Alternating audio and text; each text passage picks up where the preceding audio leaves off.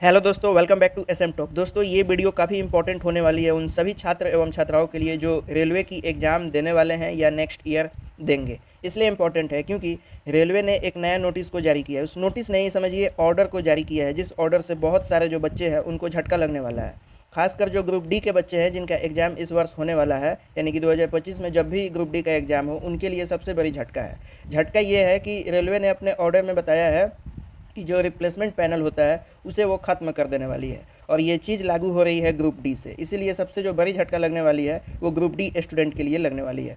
अब मैं आपको आगे वीडियो में बताऊंगा कि आखिर ये रिप्लेसमेंट पैनल होता क्या है और क्यों ये सभी स्टूडेंट के लिए इम्पॉर्टेंट है, और रेलवे इसे हटा दे रही है तो उसे क्या फ़ायदा है और बच्चों को क्या नुकसान है। ये सारी चीज़ मैं आपको बताने वाला हूँ। दरअसल इसमें होता ये है कि देखिए, जो रेलवे बहुत सारे एग्ज़ाम लेते हैं, जेई के लेते हैं, एनटीपीसी, ग्रुप डी हो गया, उसके बाद जो मिनिस्टेरियल पोस्ट हो गया, नर्स हो गया, ये बहुत सारे ऐसे पद हैं जो कि रेलवे इस वर्ष से ले रही है। चूँकि 19 के बाद ये इसी वर्ष ये सभी एग्ज़ाम को ले रही है।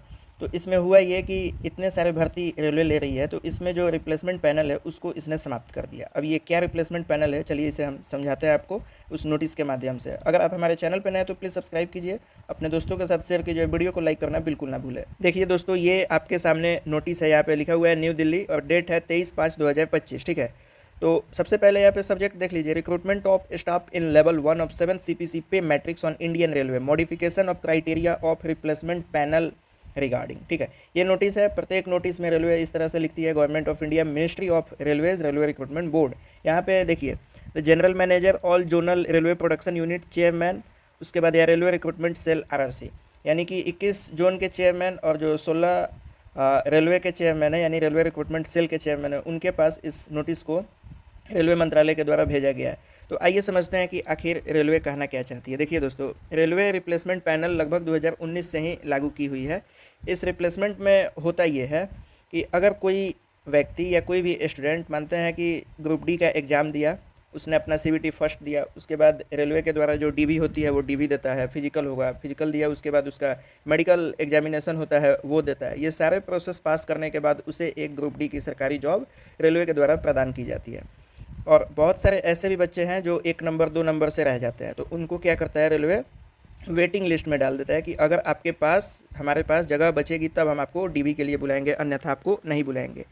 तो रिप्लेसमेंट पैनल का मतलब ये होता है कि कोई भी स्टूडेंट जो अगर फर्स्ट डीवी में सेलेक्ट हो जाता है, ठीक है दोस्तों, और बहुत सारे ऐसे बच्चे जो सेलेक्ट नहीं हो पाते हैं, तो इसमें यही होता है कि जो पहले सेलेक्ट हो गए हैं, अगर वो रिज़ाइन दे देते हैं अपने जॉब को, कहीं दूसरी जगह उन्हें अच्छी जॉब मिल गई तो वो रिज़ाइन दे देंगे, या उनकी डिमाइस हो गई, यानी कि उनकी मृत्यु हो गई ड्यूटी करते पीरियड, ठीक है, या उन्होंने ज्वाइन ही नहीं किया, फाइनल सिलेक्शन उनका हो गया लेकिन उन्होंने क्या किया, ज्वाइन नहीं किया। तो ऐसे केस में होता ये है कि जितने भी बच्चे जो वेटिंग लिस्ट में रहते हैं, जो 1 नंबर 2 नंबर से छटते हैं, तो रेलवे एक क्राइटेरिया बनाया है रिप्लेसमेंट पैनल का। तो वो क्या करती है, अपना सीट देखती है। मानते हैं किसी, जैसे ग्रुप डी में अगर 10,000 सीट है, तो उसमें उसने देखा कि 1,000 ऐसे बच्चे हैं जिनका हमने सिलेक्शन कर लिया है लेकिन वो ज्वाइन नहीं किए, या तो रिजाइन दे दिए, या उनकी मृत्यु हो गई, तो 10,000 में से 1,000 सीट अभी भी खाली हो गया। तो देखेगी ये कि वेटिंग लिस्ट में हमने कितने बच्चों को रखा है, और उसके अनुसार उन बच्चों को सिलेक्ट करती है ताकि उसका सीट दोबारा से फिर फिल हो जाए। यानी रेलवे की भी बचत ये होती है कि उसे दोबारा एग्जाम कंडक्ट नहीं कराना पड़ता है। उन 1000 सीट को भरने के लिए जो वेटिंग लिस्ट में है उन्हीं को सिलेक्ट कर लेती है। तो इससे बच्चों को काफ़ी ज़्यादा फ़ायदा होता था। फ़ायदा ये होता है कि जो 1 नंबर 2 नंबर से छँटते हैं उनको बहुत ही ज़्यादा सहूलियत मिल जाती है कि उनका सिलेक्शन हो जाता है और उन्हें जॉब पक्की हो जाती है। तो आइए, मैं तो ये समझा दिया रिप्लेसमेंट पैनल होता क्या है, अब इस नोटिस के माध्यम से समझ लेते हैं। तो सब्जेक्ट हमने बता ही दिया कि रिप्लेसमेंट क्राइटेरिया को मॉडिफिकेशन करने के लिए ये दिया गया है। तब लिखा हुआ है, attention is invited to board letter number इतना dated 15/3/2022 vide which zonal railways were advise to seek replacement list from railway recruitment cell for level 1 recruitment as per their need and availability of vacancies in the event of any shortfall on account non joining resigning demise of the candidate within the stipulated period.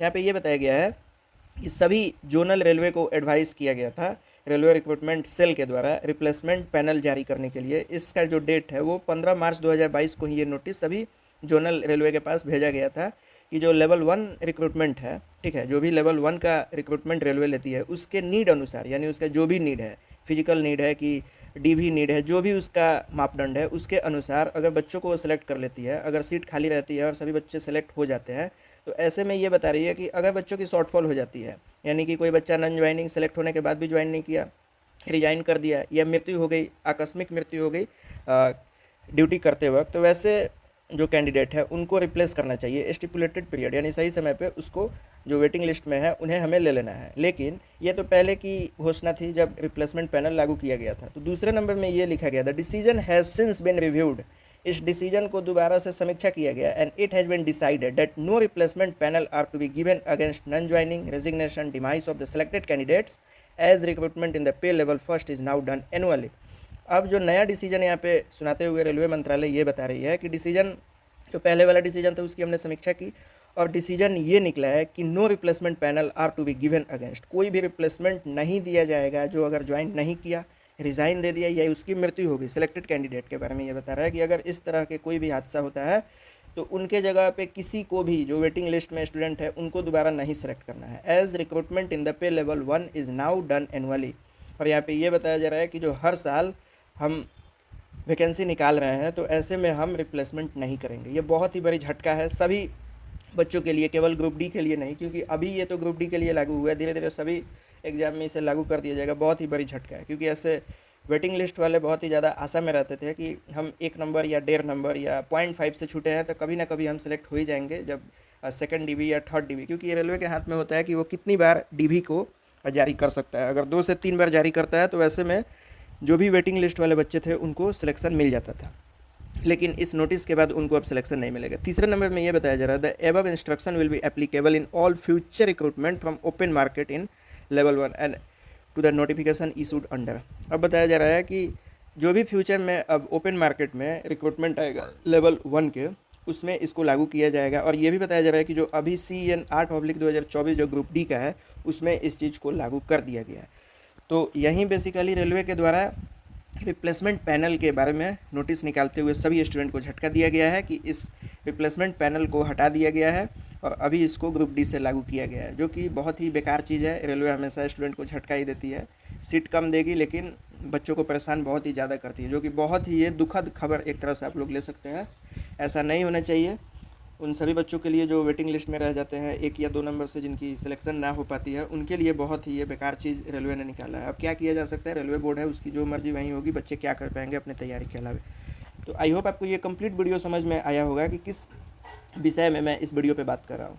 तो अपने दोस्तों के साथ share कीजिए जो railway की तैयारी करते हैं, क्योंकि उन्हें जानना ये बेहद इंपॉर्टेंट है। चैनल पर नए तो सब्सक्राइब कीजिए, वीडियो को लाइक करना बिल्कुल ना भूलें। तो मिलते हैं नेक्स्ट वीडियो में, टिल देन बाय, जय हिंद।